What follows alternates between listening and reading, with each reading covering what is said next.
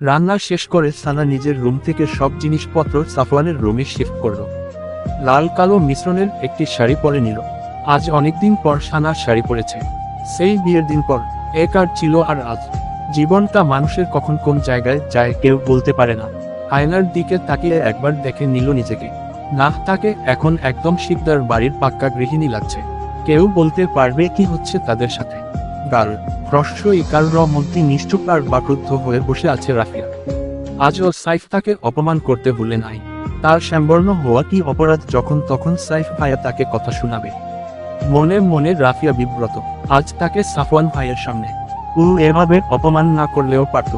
সাইফ আয়নার মাধ্যমে আর চোখে দেখে যাচ্ছে রাফিয়া কি করে। রাফিয়া নিজের মোবাইলে মন দিয়ে কিছু একটা টাইপ করছে। রাফিয়া ঠিক করেছে তার পাশে যে সাইফ নামক এক ব্যক্তি আছে তা সে কখনো পাত্তা দিবে না। এই লোকের থাকা না থাকা সমান। কি এমন করছিস মোবাইলের ভিতর ঢুকে যে আশেপাশে বড় দুইজন ভাই বসে আছে দেখতে পাচ্ছিস না?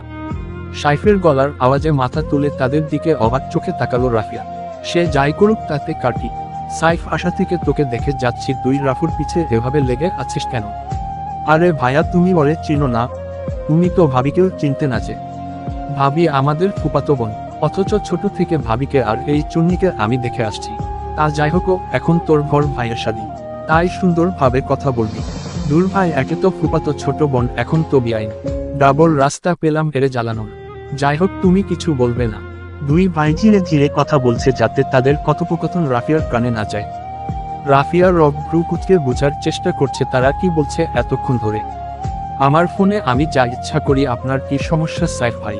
এই টুকু মেয়ে আবার মুখে মুখে তর্ক করে বেয়াদব। সাইফের ঝাড়ি খেয়ে চুপসে যায় রাফিয়া। মুখ থেকে আর কথা বের করতে পারল না। দুলাভাইয়ের সামনে এভাবে ধমক দেওয়ায় আরো বেশি কষ্ট লাগছে তার। এইসব কাহিনীর মধ্যে তারা বাড়ি পৌঁছে যায়। কলিং বেল দিতেই রেহানা এসে দরজা খুলে দেয়। সাইফ ঘরে ঢুকতেই সানাকে ডাকাডাকি শুরু করে দেয়। এভাবে সাইফের ডাক শুনে তাড়াহুড়ো করে দৌড়ে আসতে গিয়ে সিঁড়ি থেকে পা ফসকে পড়ে যায়। এভাবে পুরায় সানার পা মটকে যায়। ও কোমরে ব্যথা পায় অনেকম, দাঁতে দাঁত চেপে ব্যথা হজম করার চেষ্টা করছে সে। আকস্মিক এইরকম হওয়ায় সবাই কি রিয়েক্ট করবে ভুলে যায়। সাইফ জলদি দৌড়ে সানার কাছে যায়। ব্যথা পাও নাই তো পিচ্ছি ভাবি? না ভাইয়া, আমি একদম ঠিক আছি। সাফওয়ান, রেহানা, রাফিয়াও চলে আসে তাদের কাছে। ব্যথা যদি নাই পাও তাহলে উঠে দাঁড়াচ্ছ না কেন তুমি? সাফওয়ানের কথায় সানা নিজেকে ঠিক প্রমাণ করতে উঠে দাঁড়াতে চায়। দাঁড়ানোর চেষ্টা করতে গিয়ে উল্টো আরো ব্যথা পায় সে। সানার দিকে রাগী চোখে তাকিয়ে সাফওয়ান তাকে কোলে তুলে নেয়। একে তো সানা কোমরে অনেকটা চোট পেয়েছে, সেখানে শক্ত করে ধরায় আরো বেশি ব্যথা পায় সে। ব্যথায় চেঁচিয়ে উঠে সে, আমাকে নামাই দেন, তোলা লাগবে না আপনার। সানার চোখ দিয়ে পানি গড়িয়ে পড়ছে। সাফওয়ান সেদিকে তাকায়। একটা মানুষ নিজে এতটা ব্যথা পাওয়া সত্ত্বেও তা কেন লুকাচ্ছে? তুমি নাকি ঠিক আছো, ব্যথা পাও নাই? এখন এইভাবে চিল্লাচ্ছ কেন বা কান্নাই করছো কেন? ভাই, তুমি বোকার মতো এখানে দাঁড়িয়ে কথাই বলবে নাকি ভাবিকে রুমে নিয়ে যাবে? তার পা দেখছো ফুলে কি হয়েছে, জলদি ডক্টর নিয়ে আসতে হবে তো। রাফিয়া কি বলবে? সে আসা মাত্রই বোনের আবারও অ্যাক্সিডেন্ট হয়ে গেল। বোনের কষ্ট দেখে রাফিয়ার চোখেও পানি চলে আসলো। সানাও এতক্ষণ ব্যথার জন্য খেয়াল করে নাই যে রাফিয়া আছে এখানে। সে তো ব্যথায় ছটফট করছে। সাফওয়ান দ্রুত তাকে নিয়ে নিজেদের রুমে গেল। তার পিছন পিছন বাকি সবাই। সানাকে খাটে শুয়ে দিল। রেহানা আপা দুটো হট ব্যাগে গরম পানি ভরে জলদি নিয়ে আসো। রেহান, তুমি দেখো সাইডের ড্রয়ারে মুভ আছে, ওইটা দেও। সাইফ, আমার ফোনে দেখ, ডক্টর নামে নাম্বার সেভ আছে, তাকে ফোন দে। আরে ভাইয়া, এই ডাক্তার কল দিয়েছে, কিছু হবে না। দাঁড়াও, আমার ফ্রেন্ডকে কল দিই, সে অর্থোপেডিক। সানা সাফওয়ানের মুখে রাফিয়ার নাম শুনে অবাক হয়ে যায়। সাইডে দেখে তার বোন। এতগুলা দিন পর নিজের বড় বোনকে দেখতে পায় সে। আপু। সানার ডাক শুনে রাফিয়া তাড়াতাড়ি বোনের কাছে আসে। সাফওয়ানকে অয়েন্টমেন্ট দিয়ে সানার অন্য পাশে গিয়ে বসে বোনকে দেখা মাত্রই জড়িয়ে ধরে কেঁদে দেয় সানা। এতক্ষণ ধরে নিজেকে সামলে রাখলেও তার বড় বোনকে কাছে পাওয়া মাত্রই আর নিজেকে সামলাতে পারে না। বাচ্চাদের মতো ফুপিয়ে ফুপিয়ে কাঁদছে আর বলছে সে অনেক ব্যথা পেয়েছে। হয়তো বড় বোনের সামনে সবাই পিচ্ছি হয়ে যায়। সাফওয়ান সানার পায়ে মলম লাগাতে গেলে সানা বলে, খবরদার আমার পায়ে হাত দিবেন না, আমি মলম লাগাবো না, ব্যথা করছে। এই মেয়ে তখন না বললে ব্যথা করছে না, এখন আবার এসব বলো কেন? আপু, তুই তাকে বল আমার পায়ে হাত না দিতে। নয়তো সানা কিচ্ছু হবে না। অয়েন্টমেন্ট না লাগালে আরো বেশি ব্যথা করবে। ডক্টর আসতে আসতে অনেক সময় লাগবে তো, ততক্ষণ একটু ভায়া মলম লাগাক। সাইফ তুই যা, তোর রুমে ফ্রেশ হয়ে আয়, তোর ফ্রেন্ড আসা অবধি। এখন তো রাফিয়া আছে, এখানে সমস্যা নাই। সাইফ ভাইয়ের কথা মতো চলে যায়। অনেক সময় জার্নি করে আসায় তারও অবস্থা টাইট। সানা একটু শান্ত হয়ে রাফিয়াকে শক্ত করে জড়িয়ে ধরে বসে, মনে হয় ছেড়ে দিলে রাফিয়া পালিয়ে যাবে। সাফওয়ান ধীরে ধীরে পায়ে মলম লাগাচ্ছে, খেয়াল রাখছে যাতে সানা বেশি ব্যথা না পায়। সানার মাথায় রাফিয়া হাত বুলিয়ে দিচ্ছে। তখন রেহানা ওয়াটার ব্যাগ নিয়ে আসে, একটা রাফিয়াকে দেয়, আরেকটা সাফওয়ানকে। রাফিয়ার কাঁধে সানার মাথা, রাফিয়া সানার কোমরে ছ্যাঁকা দিয়ে দিচ্ছে। গরম পানির ছ্যাঁকা দিলে নাকি ব্যথা অনেকটা কমে। আর সাফওয়ান সানার পায়ে দিচ্ছে। সানার অনেক কষ্ট হচ্ছে। প্রায় ঘন্টাখানিক পর ডাক্তার আদিল এসে সানার চেক আপ করে। মনে হচ্ছে পা ফ্র্যাকচার হয়েছে, এক্সরে করানো লাগবে ভাইয়া। এমনিতেও অনেক রাত হয়ে গেছে, আজ তো পারবেন না, কাল সকালে হসপিটালে নিয়ে আসুন ওনাকে। কিন্তু এত ব্যথা নিয়ে সারা রাত ও কিভাবে কাটাবে? চিন্তা করেন না, আমি পেইন কিলার দিচ্ছি, এটা খাইয়ে দিন আর ঘুমের ইঞ্জেকশন অফিয়ে দিচ্ছি, বাকিটা আল্লাহ ভরসা। সাফওয়ান খুব টেনশনে আছে সানাকে নিয়ে। আদিলকে আজ আর যেতে দিল না সে। আদিল, আজ বরং আমার বাসায় থেকে যাও, কাল একসাথে হসপিটাল যাব। এই সাইফ ওকে নিয়ে যা, ফ্রেশ হয়ে নিচে আয়। তোর ভাবি আজ সব খাবার নিজের হাতে রান্না করেছে তোর জন্য। জি আচ্ছা ভাইয়া। সাইফরা চলে যায়। সাফওয়ান সানার পাশে গিয়ে সে গভীর ঘুমে আছে সানা। রাফিয়া তখন ও তার পাশে বসা। রাফিয়া, তুমি গিয়ে ফ্রেশ হয়ে আসো। সাইফার রুম তো চিনুই, সেখানে গিয়ে বিশ্রাম নিয়ে যাও। সমস্যা নাই ভাইয়া, আমি ঠিক আছি, যাও তুমি, আমি আছি সানার পাশে এখন। রাফিয়া উঠে চলে যায়, সে জানে সাফওয়ান সানার সম্পূর্ণ খেয়াল রাখবে। খাবার টেবিলে সবাই বসে আছে। রাফিয়া আর সাইফাও চলে আসলো টেবিলে। সাইফা বাসায় ছিল না, তাই জানে না যে সানার কথা। কিন্তু মিসেস লিমা আর শিহাব শুনেও যায়নি দেখতে।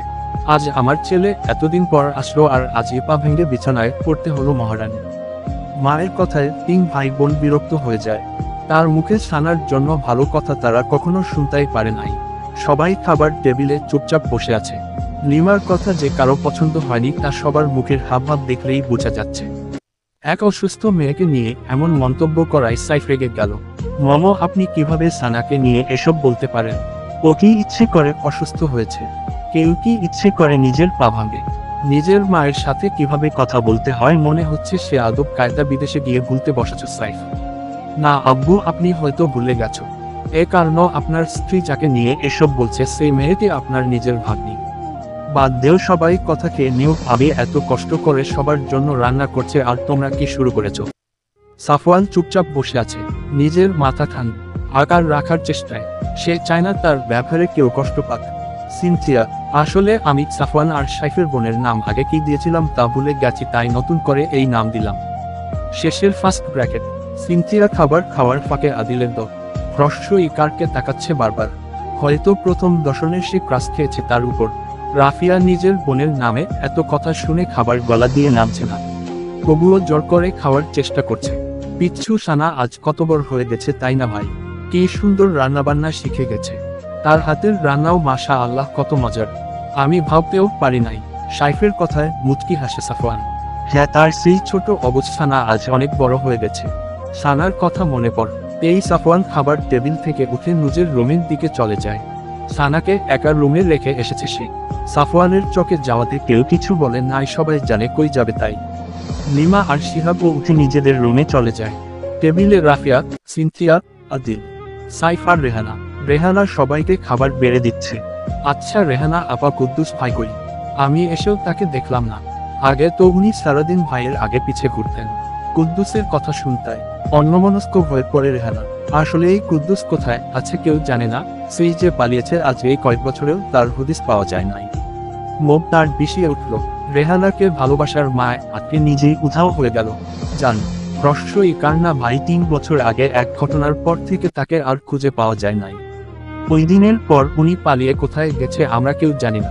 বড় ভাইজান তো এখনো ওনাকে খুঁজে বেড়ায়। কি এমন হয়েছিল রেহানা আপা?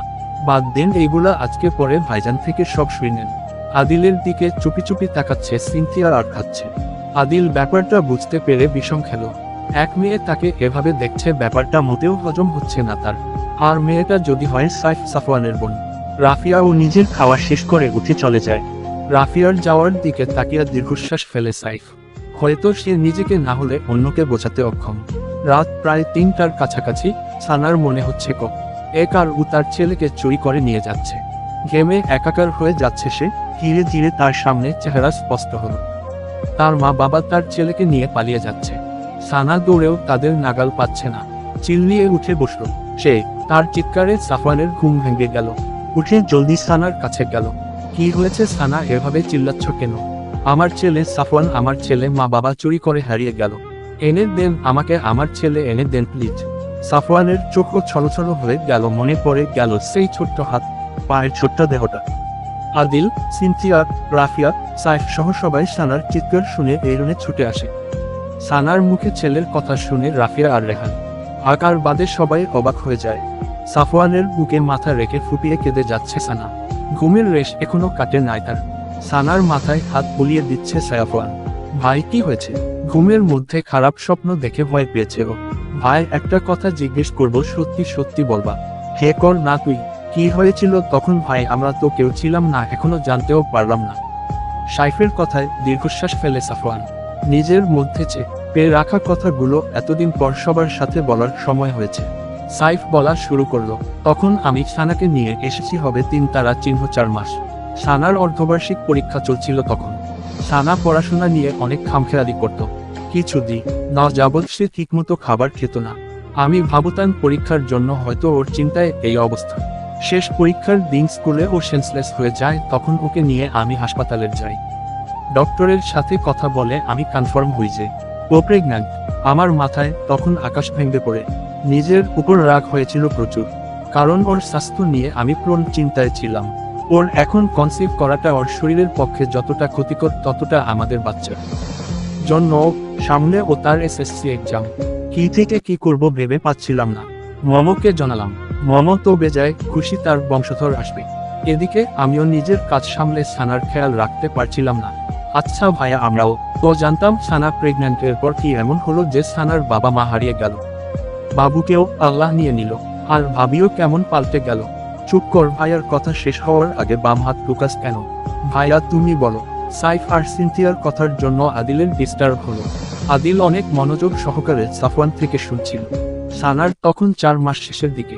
কেমন যেন সুন্দর হয়ে যাচ্ছিল দিন দিন। বিশ্বাস হচ্ছিল না আমার এইটুকু মেয়ে, এক আর পেটুতে আরেকটা জীবন। এরপর আমি সানার খেয়াল রাখার জন্য গ্রাম থেকে রাফিয়াকে ও ওর মা বাবাকে নিয়ে আসি। তাদের আনা যে আমার জীবনের এত বড় ভুল হবে তা যদি জানতাম তাহলে এই ভুল আমি করতাম না। সানা আবারও কেঁদে উঠাতে সাফওয়ান তার কথা থামিয়ে দেয়। সানা প্রচুর কাঁদছে আর বলছে তার বাবুকে না নিতে। সানা ঘুম ঘুম চোখে নিজেকে খামচাতে লাগলো। নিজের গালে নিজেই থাপ্পড় দিতে লাগলো। সব আমার দোষ, আজ আমার জন্য আমার বাবু আমার কাছে নাই। আল্লাহ তুমি আমাকেও নিয়ে যাও, আমার যে আর ভালো লাগছে না আল্লাহ। সানার অবস্থা দেখে আদিল সাইডে রাখা ব্যাগ থেকে ইঞ্জেকশন বের করে আবারও পুশ করে দিল। সানা শান্ত হয়ে গেল আবারও। ভাবির অবস্থা দেখে তো মনে হচ্ছে ওনার মেন্টাল কন্ডিশন তেমন ভালো না। উনার এর আগেও এমন বিহেভ করেছে, আরো অনেক মনে হচ্ছে। উনাকে কি ডাক্তার দেখানো হয় নাই? এবার রাফিয়া মুখ খুলল। ভাইয়ার থেকে পুরো কাহিনী শুনুন, তাহলে সব বুঝতে পারবেন কিভাবে কি হয়েছে। 1 মিনিট, তুমিও এখানে ছিলে তাই না রাফিয়া? তুমিও তাহলে জানো এখানে কি কি হয়েছে? সব জানার কথাই। থামো, আমি বলছি। সানার মা বাবা রাফিয়াকে পেয়ে সানা প্রচন্ড খুশি তবে সানার বা মায়ের মাঝে সেই খুশি দেখা যেত না। আমার সম্পত্তির লোভে তারা সানাকে আমার সাথে বিয়ে দিয়েছিল বয়স লুকিয়ে। আঙ্কেল আর মম নাকি ওনাকে অনেক টাকা আর জায়গা দেওয়ার লোভ দেখিয়েছিল, কিন্তু তা তারা রহস্যই কার্য না দেওয়ায় আমাদের উপর অনেক রাগ ছিল। সবাই আগ্রহ নিয়ে তাকিয়ে আছে সাফওয়ানের মুখের দিকে। এরপর কি হলো ভাই? সানা মা বাবা রাফিয়াকে পেয়ে তো বেজায় খুশি। মা যখন যেভাবে যা বলতো সেভাবে চলতো বোকাসা নাটা। আমি অফিসে, রাফিয়া তার কোচিং ছিল। সানার মা সানাকে ইচ্ছাকৃতভাবে সেদিন পাকা পেঁপে খাওয়ায় যাতে বাচ্চাটা নষ্ট হয়ে যায়। সানা জানতো না যে পাকা পেঁপে খেলে বাচ্চার ক্ষতি হবে, সেও মায়ের কথায় খেয়ে নেয়। সানার বাবাও কি সব মেডিসিন এনে দেয় সানার মাকে, তারা মিলে সেসব মেডিসিন সানাকে খাওয়ায়। হঠাৎ সানা ব্যথায় চিৎকার করে ওঠে। সানাকে সেদিন তারা হসপিটালে নিয়ে যায়। কুদ্দুস আর রেহানা মিলে। সানার মা আমাকে ফোন দিয়ে যায়। নাই সানার অবস্থা কোন হসপিটালে নিয়েছে এবং এটাও বলে যে সানা ইচ্ছাকৃতভাবে পেঁপে খেয়েছে, সে বাচ্চা চায় না এই বয়সে। সব শুনে আমার মাথা প্রচন্ড খারাপ হয়ে যায়। হসপিটালে গিয়ে শুনি সানার অবস্থা খারাপ, বাচ্চাকে বাঁচানো যায়নি। তখন আমার নিজের কাছে নিজেকে অনেক অপরাধী লাগে। আজ আমি নিজের প্রতি সংযত থাকলে এই দিন আমাকে দেখতে হতো না। জানোস তোরা নার্স যখন তোয়ালের মধ্যে সেই ছোট্ট দেহটা আমার হাতে দিয়েছে আবেগহীন হয়। আর গিয়েছিলাম, আমার সন্তান আমার অংশ, অথচ দুনিয়া দেখতে পেল না। ছোট ছোট হাঁপা হয়েছিল, হয়তো আর কয়েক মাস গেলেই সে দুনিয়া দেখত। কিন্তু তখন মনে হচ্ছিল সানার জন্য আমার বাচ্চা মারা গেছে। অন্য কিছু মাথায় আসে না আর, বাচ্চাটার কথাই শুধু আমার মাথায় ছিল। আমি খুব কেঁদেছিলাম, অসহায়ের মতো চিৎকার করে কেঁদেছিলাম। সানাকে বেঁচে থাকতে হবে, তাকে হিসাব দিতে হবে আমার ছেলেকে মারার। সানাকে একা হাসপাতালের ফেলে রেখে আমি বাসা চলে আসি। নিজের হাতে সেই দেহটাকে গোসল করিয়ে সাদা কাপড়ে পেঁচিয়ে আমার রুমের বেকুনিতে দাঁড়ালে দেখা যায় এমন জায়গায় কবর দেই। এই অবধি আমি সানাকে জানাইনি সেই ছোট্ট ছেলেটাকে আমি কি করেছি। সবার চোখ দিয়ে পানি পড়ছে, সবাই কাঁদছে। কাঁদবেই বা না কেন, এত কিছু হয়ে গেল, কেউ টেরও পেল না। সাফওয়ানের চোখের পানি দেখে সবাই নিজেকে সামলে নিল। এই শক্তপুক্ত ছেলেটাও নিজেকে সামলাতে পারে না। এরপর কি হলো ভাইয়া? আদিল শখ আরফওয়ানকে প্রশ্ন করলো। সাফওয়ানের নিজের চোখের পানি মুছে আবারও বলতে শুরু করলো। সানা সুস্থ হয়, সানার সাথে আমার রুম আলাদা হয়। সানার অবস্থা অনেক খারাপ থাকে তখন। একের তোর সন্তান হারিয়েছে, তার উপর অসুস্থ। এই অবস্থায় আমি তাকে সাপোর্ট না দিয়ে উল্টো দোষারোপ করতাম, বকতাম, কথা শোনাতাম। সানার মাও সাথে ওকে অনেক কথা শোনাতো। দিনকে দিন যেতে যেতে সানার মানসিক অবস্থা অনেক খারাপ হয়ে যায়। এত মানসিক চাপ সহ্য করতে পারে না মেয়েটি। এক পর্যায়ে সে আত্মহত্যা করার চেষ্টা করে। সবাই আমরা যখন সানাকে নিয়ে ব্যস্ত, তখন সানার মা বাবা আমার ক্যাশ টাকা স্বর্ণ সব নিয়ে পালিয়ে যায়। অনেক খুঁজেও আর তাদের খোঁজ পাওয়া গেল না। রেহানা থেকে জানতে পারি আমি সব ঘটনা। এরপর সানা একটু সুস্থ হতেই আমরা তাকে সাইকিয়াট্রিস্ট দেখাই। সেখানে থেকে জানতে পারি যে সানার মা সানাকে জোর করে পেঁপে আর কিছু মেডিসিন খাওয়ার পরেই তার শরীর খারাপ হয়। এর মধ্যে আমার গার্ড কুদ্দুস ভাইও লাপাত্তা হয়ে যায়, যার খোঁজ আজও পায়নি। সানা ধীরে ধীরে সুস্থ হতে লাগলো আর কেমন পাল্টে গেল। তার মধ্যে সেই বাচ্চা সুলভ আচরণ হারিয়ে গেল, সব পাল্টে গেল। নিজ থেকে আমার সাথে কথা বলা কমিয়ে দিল। আমি বাসায় থাকলে রুম থেকে বের হতো না, আর আমিও আমার দিল থেকে সানার সামনে যেতাম না।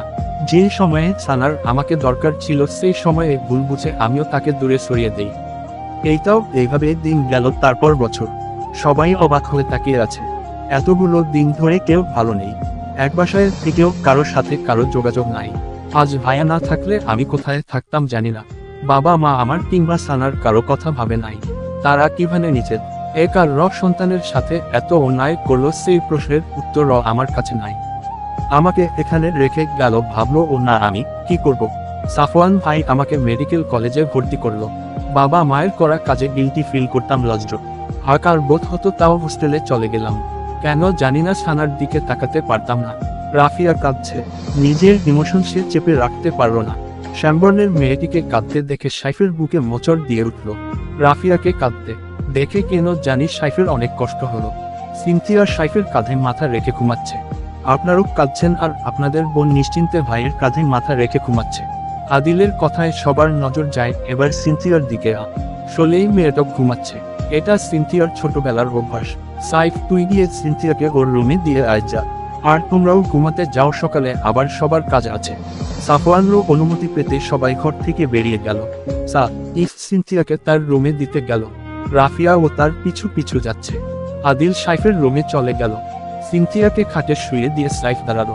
রাফিয়ার দিকে এক নজর তাকিয়ে রাফিয়ার গাল থেকে অশ্রুফোঁটা মুছিয়ে দিল। বি স্ট্রং, তোকে কান্না করলে দেখতে ক্রিম আপার মতো লাগে। বিলিভ মি রাফু, তুই ক্রিম আপার লাইট ভার্সন। এইটুকুই কথা যথেষ্ট ছিল রাফিয়াকে রাগিয়ে দিতে। এতক্ষণ যে সে কান্না করছে তা নিমিষেই ভুলে গেল সে। তেরে গেল সাইফের দিকে। এই আপনার সমস্যা কি? সবসময় আমার পিছে এভাবে লেগে থাকেন কেন? আপনার কাজের অভাব পড়ছে? আমি আপনার কোন পাকা ধানে মই দিয়েছি শুনি?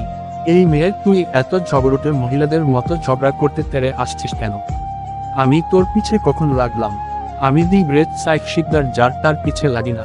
দেখাই যায় কে কি করে। নিজের মুখে নিজের প্রশংসা সবাই করে, আর সবাই জানে আপনি কি করেন। আপনি হলে ঝগড়ুটে বেডা। রাফিয়া চুপ। কেন চুপ করব? আপনি করেছেন কখনো? সুযোগ পেলেই আমাকে কথা শোনাতে চলে আসেন। জান বিদে হন, আমার ঘুম পাচ্ছে, ঘুমাবো। সাইফকে কিছু বলার সুযোগ না দিয়ে রাফিয়া সাইফকে ধাক্কিয়ে রুম থেকে বের করে দিয়ে দরজা আটকে লাইট নিভিয়ে ঘুমিয়ে পড়ে। বাহিরে দাঁড়িয়ে রাগে ফুঁসছে সাইফ। সকাল 8টায় ঘুম ভাঙে সানার। চোখ কুচলে তাকাতেই নিজেকে কারো বুকে দেখতে পায়। ঘাড় উঁচু করে দেখে এটা সাফওয়ান। সাফওয়ানের বুকে নিজেকে দেখে অবাক হয়। কার যায় সানা, সে যে সাফওয়ানের বুকের উপর সারা রাত হাঁপটি মেরে শুয়েছিল। সাফওয়ান এখনো ঘুমাচ্ছে। কাল কত রাতে জেগেছিল সে, তাই সকালে ঘুম ভাঙছে না। তারও ওয়াশরুমে যাওয়াও জরুরি, আবার সাফওয়ানকে বিরক্ত করতে ইচ্ছা করছে না।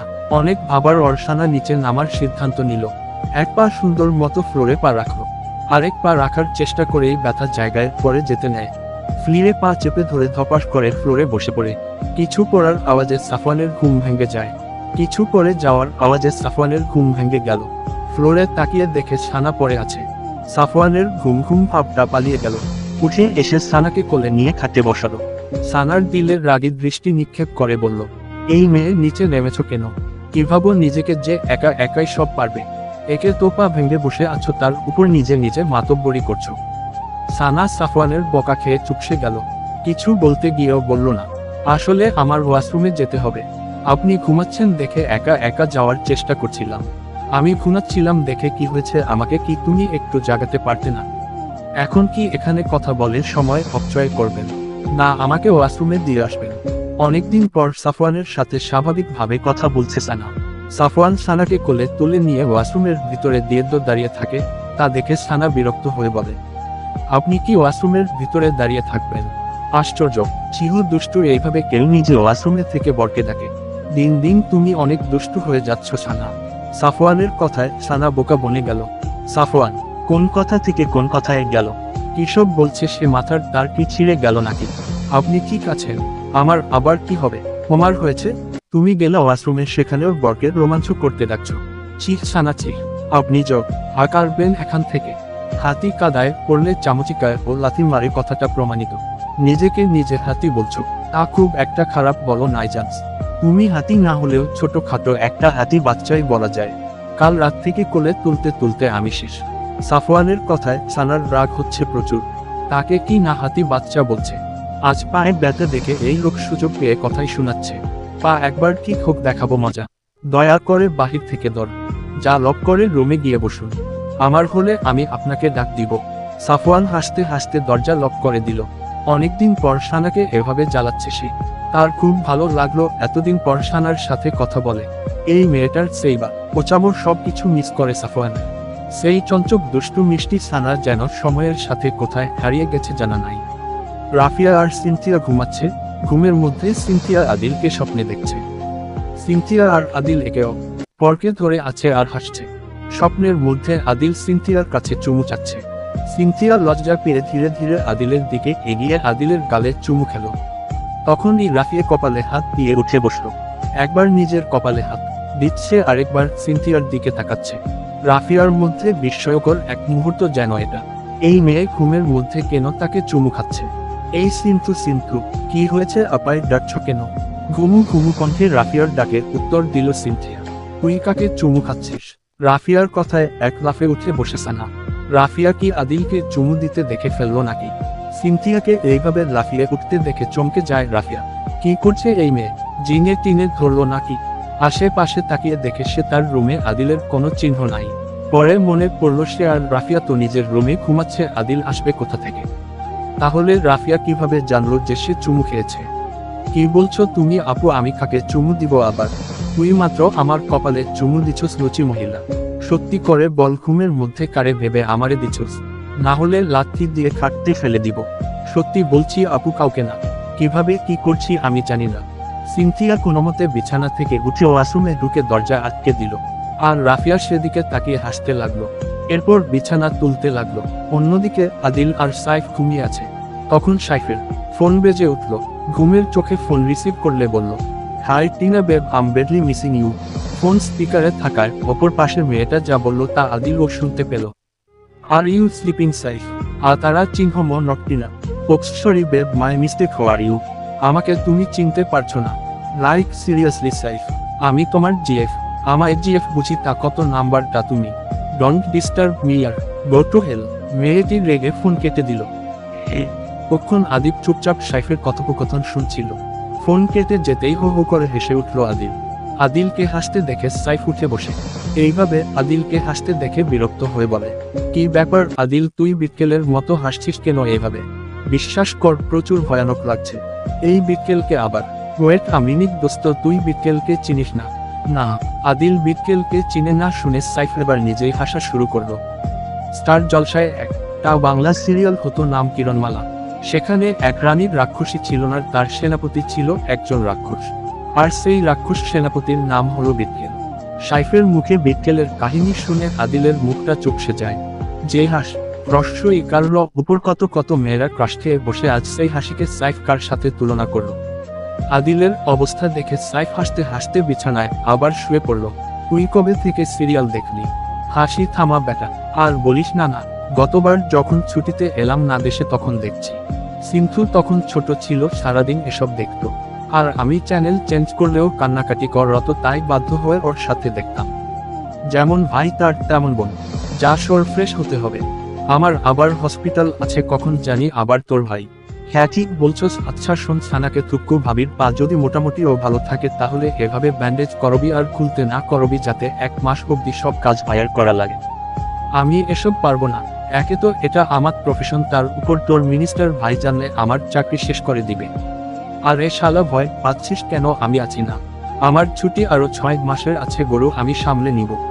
আমার বোন নাই যে তুই আমাকে শালা ডাকলি, বরং তোকে শালা ডাকতে পারি, তোর কিন্তু বোন আছে।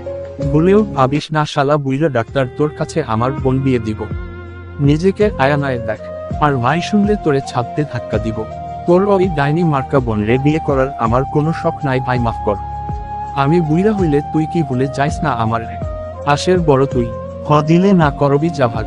আমি ফ্রেশ হয়ে আসি যাই। নিজে বিচ হাকার না তুল ভাই। তোর বউ নাই যে তোর সব কাজ করে দিবে। আর মনে করাইস না আমার সিঙ্গেল লাইফের কষ্ট তুই। সানাকে নিয়ে আসে রুমে সাফওয়ান। সানা মুখ ফুলিয়ে বসে আছে। ফ্রেশ হওয়ার সময় ভুলবশত পানি পড়ে সানার শাড়ি ভিজে গেছে। এখন সে চেঞ্জ করে 3 পিস কিভাবে পরবে এই পা ব্যথায়। সানালে মুখ গোমরা করে বসে থাকতে দেখে সাফওয়ান সানাকে জিজ্ঞেস করে, কি হয়েছে? রাফিয়া আপুকে ডেকে দিবেন একটু, আমার চেঞ্জ করা লাগবে। তা আমাকে বললেই হয়, আমি হেল্প করছি। সাফওয়ানের দিকে চোখ গরম করে তাকায় সানা। সাফওয়ান মেবি অনেক ভুল বলে ফেলছে। সানার দৃষ্টি তোয়াক্কা না করে সাফওয়ান আলমারি থেকে শাড়ি এনে সানার হাতে দেয়। আমি নিজে পরতে পারলে নিশ্চয়ই আপুকে ডাকতে বলতাম না। ও হ্যাঁ তাই তো, আমি শাড়ি পরাতে পারি, দাঁড়াও আমি পরিয়ে দিচ্ছি। সানা গাল ফুলিয়ে বসে আছে। সানার এক্সপ্রেশন দেখে সাফওয়ানের খুব হাসি পাচ্ছে। সানাকে জোর করে কোলে নিয়ে আসছে। বড়িতে সানা নিজেই হেঁটে আসতে চেয়েছিল। সানা মোটামুটি অনেকটাই ভার। এভাবে সানাকে কোলে নিয়ে হাঁটা সাফওয়ানের জন্য অনেকটাই কষ্টসাধ্য। যতই মুখে বলুক না কেন, এতটুকু আসতেই সাফওয়ানের দম আসে আর যায়। একটা হুইল চেয়ার কিনে আনতে হবে, না হলে এভাবে কোলে নেওয়া সবসময় সম্ভব না। আর বারবার নেওয়া তো সাফওয়ান নিজেই নাওয়াক্কা পায়। এভাবে মুখ ফুলিয়ে যেন বসে থাকে না যেন কেউই। আমার কোনো অচেনা মানুষের সাথে কথা বলার ইচ্ছা নাই। আমি অচেনা তোমার কাছে সানা, এত সহজে বলে দিলে। আপনার মুখে কি এটা মানায় সাফওয়ান? আপনি যখন নিচ থেকে একটা ঘুড়ির সুতো ছেড়ে দিলেন, সেটা সেই দুর্বিশাল আকাশে হারিয়ে গেল, তখন কি আপনি তা ফিরি পরে আনতে পারবেন? যখন আপনাকে আমার বেশি প্রয়োজন ছিল, ছিলেন আপনি আমার পাশে। ভরসার হাত বাড়িয়ে বলেছিলেন যে সানা কষ্ট পেও না, আমি তোমার সাথে আছি। যেখানে দেখেছিলেন আমার বয়সটা কতটুকু, আমার সব আমার মা বাবা শেষ করে দিয়েছিল। আমার মা বাবা মিলে সেই ছোট্ট আমার থেকে আমার সন্তান কেড়ে নিল। আমি কিভাবে এত কিছু একা একা সামলেছি?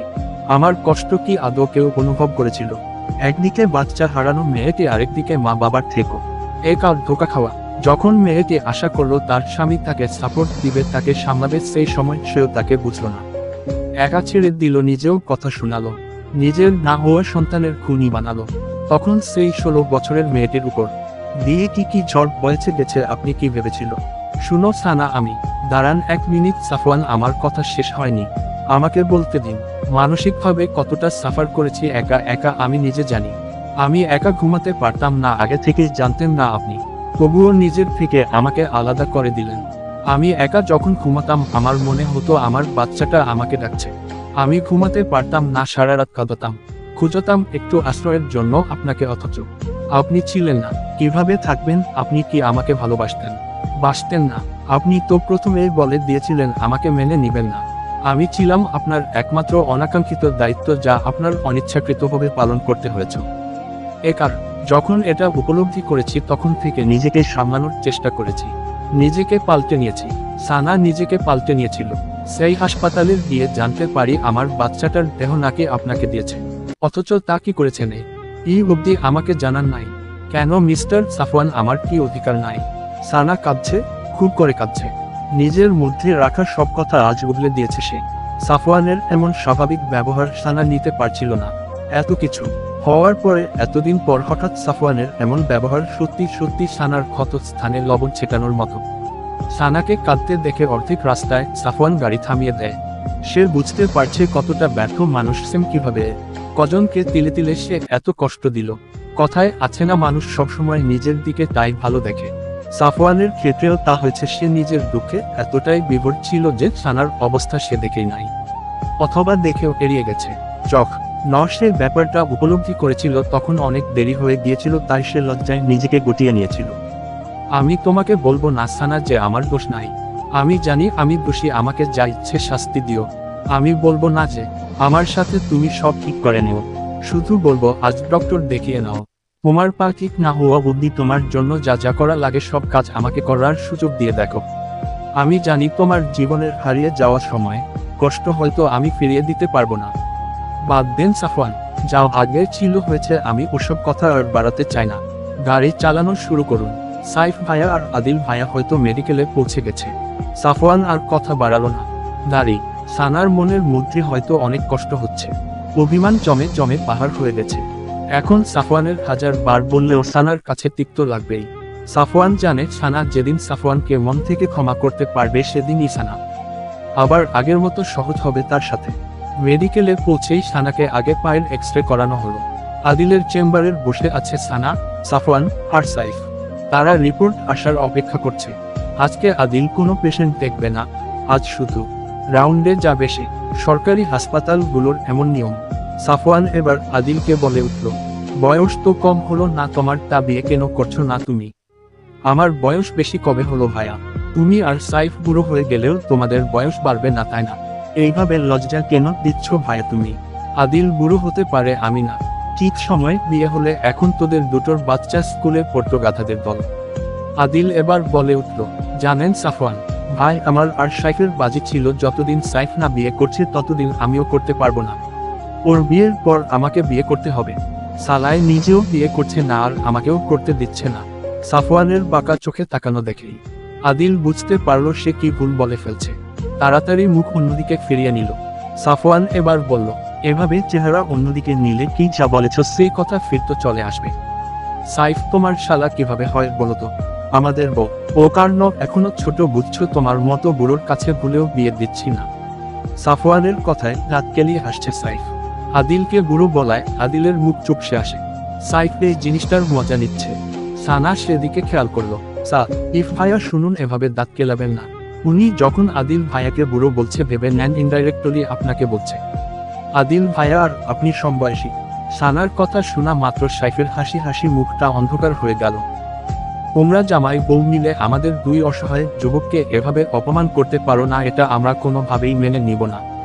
বিয়েটা করে নে এবার তাহলে, তো আর বলছি না। সাফওয়ান দুজনকেই উদ্দেশ্য করে বলল। তখন আবার সান আকার রিপোর্ট চলে আসায় তাদের আলোচনা এখানে স্থগিত হলো। আদিল এবার সানার রিপোর্টগুলো ভালোভাবে চেক করছে। ভাইয়া ভাবির পা মোচড়ে পড়ায় এক সিরির সাথে বাড়ি খেয়ে হাড্ডিতে একটু এফেক্ট হয়েছে। ওনাকে সুসম্পুর 1 মাস বেড রেস্টে থাকতে হবে, তাও পা ব্যান্ডেজ করে। কিছুদিন পরপর এই ব্যান্ডেজ চেঞ্জ করতে হবে। আচ্ছা, এখন তুমি যা যা লাগবে করে দেও, আর যা যা ওষুধ লাগবে তা সাইফকে লিখে দিও, সে নিয়ে আসবে। আর ব্যান্ডের চেয়ে অঞ্জের কাজ ওটা রাফিয়া করতে পারবে। আর একটা সাহায্য লাগবে, একটা হুইলচেয়ারের ব্যবস্থা করতে পারবে। হুইলচেয়ারের কথা শুনে আদিল বলল, কেন ভাইয়া, হুইলচেয়ার দিয়ে কি হবে? আপনি ভাবিকে কোলে নিয়ে যাবেন, আসবেন, কি রোমান্টিক দৃশ্য। তোমার রোমান্টিক দৃশ্য তোমার কাছেই রাখো ভাই, আমার দ্বারা এতবার কোলে নিয়ে আসা যাওয়া সম্ভব না।